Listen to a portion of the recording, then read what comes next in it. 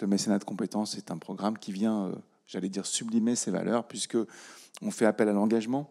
Il faut une certaine agilité parce que c'est effectivement dans le cadre, chez nous, d'un complément associé au travail qui est fourni ou dans le cadre des intermissions, mais avec un suivi pour que l'association soit satisfaite du travail.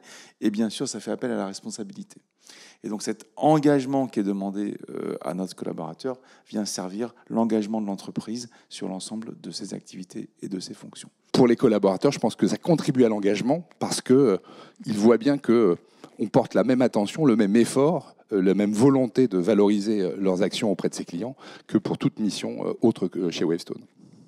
D'ailleurs, ça me fait penser à une phrase de Monterland, je ne sais pas si vous les connaissez. Si vous exercez une quelconque influence, feignez de l'ignorer. Parce que, et si on poursuit la phrase, enfin moi je l'entends comme ça, feignez de l'ignorer parce que sinon ça la fait passer pour de l'autorité et aujourd'hui vous seriez totalement ringardisé.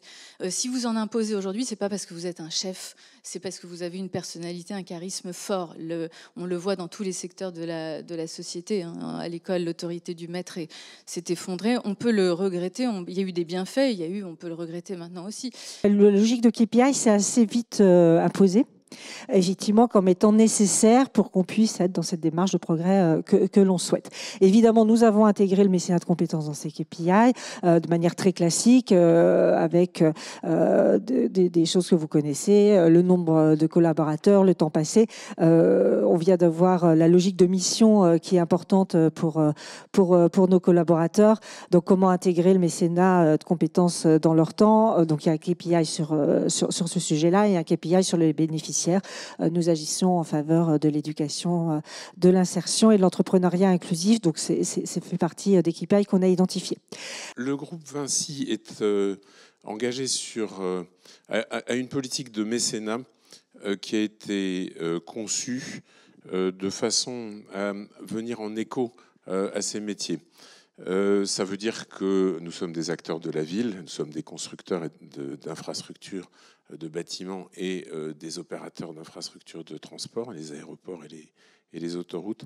Ça fait de nous des acteurs très enracinés dans la ville et des acteurs très enracinés dans la cité, ce qui nous a conduit à mener nos opérations de mécénat à la fois sur des questions d'insertion et sur des questions de développement de la citoyenneté, également sur des questions de sécurité routière, compte tenu de notre engagement dans le domaine autoroutier, et sur des questions environnementales, compte tenu du poids du sujet.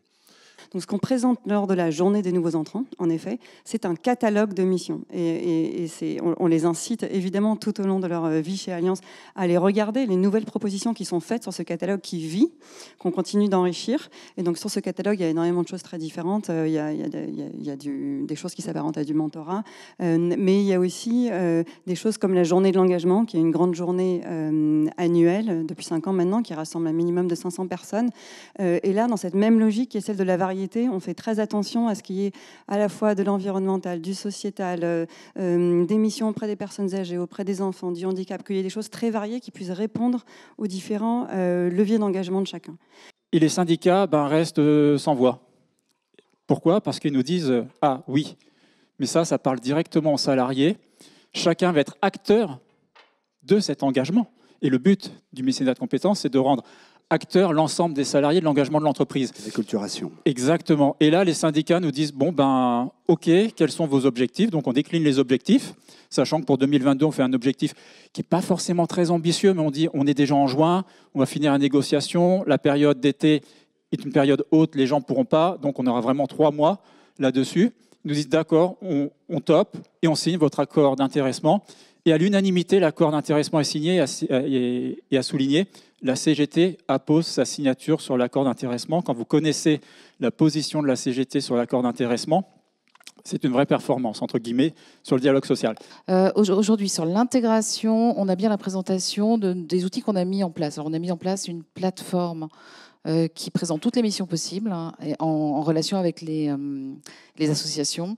Donc on le présente en intégration. On recrute à peu près 3000 personnes par an, on le présente systématiquement. Ce n'est pas suffisant puisqu'on n'a aujourd'hui que 3000 jours. Ça restera du volontariat, mais il faut qu'on leur présente beaucoup plus et qu'on les incite beaucoup plus.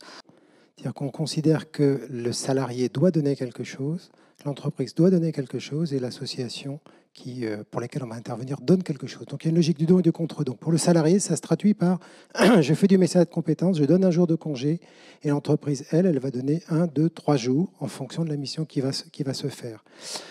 L'entreprise, elle donne donc ces jours-là, donc ça représente un coût pour elle, et l'association pour laquelle on va travailler va nous donner quelque chose en retour. Cette chose est souvent symbolique, ça se traduit par une conférence, ça se traduit par une discussion avec l'ensemble des salariés, mais il y a bien obligatoirement ça. On a eu 132 personnes qui se sont inscrites, ça a démarré en avril 2022, donc on accueillera bientôt le retour des premiers qui nous partageront leurs expériences.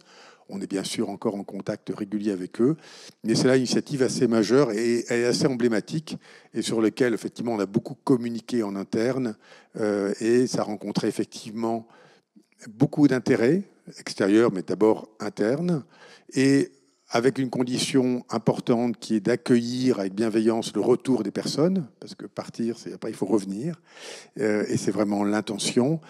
Mais je dirais le cadre social, le climat social d'Orange le permet, donc on est ravis effectivement de soutenir cette initiative.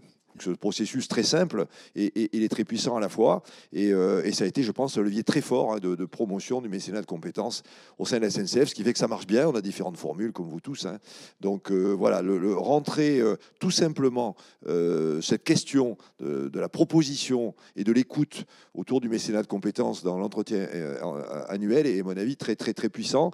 Nous sommes en train aujourd'hui de réfléchir, et d'ailleurs on est plus pas dans une réflexion, mais dans une vraie action pour la mise en place d'un accord d'intéressement. Et donc, évidemment, ces sujets de RSE font partie de nos réflexions.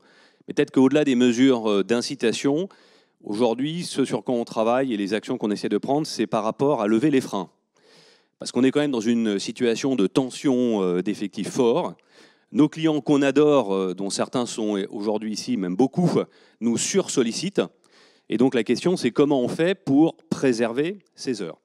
Et donc, parmi les mesures, il y en a deux, moi, que je retiens. La première, c'est un engagement personnel et fort des patrons de nos différents métiers, membres du comité de direction, pour préserver ces heures et surtout permettre de faire ces heures. Et la deuxième mesure aussi, c'est qu'on a inscrit maintenant ces mécénats de compétences dans les parcours de nos hauts potentiels. Donc, ça fait partie de leur accélérateur de carrière et quelque chose que l'on suit, que l'on mesure. On valorise, en fait, les missions, j'appelle ça des missions de mécénat de compétences, au même titre que les missions pour nos clients. Puis vous donne simplement rendez-vous dans 2 ans avec Corinne Massin, qui sera donc aux manettes de l'Alliance. Voilà. Merci beaucoup. Au revoir.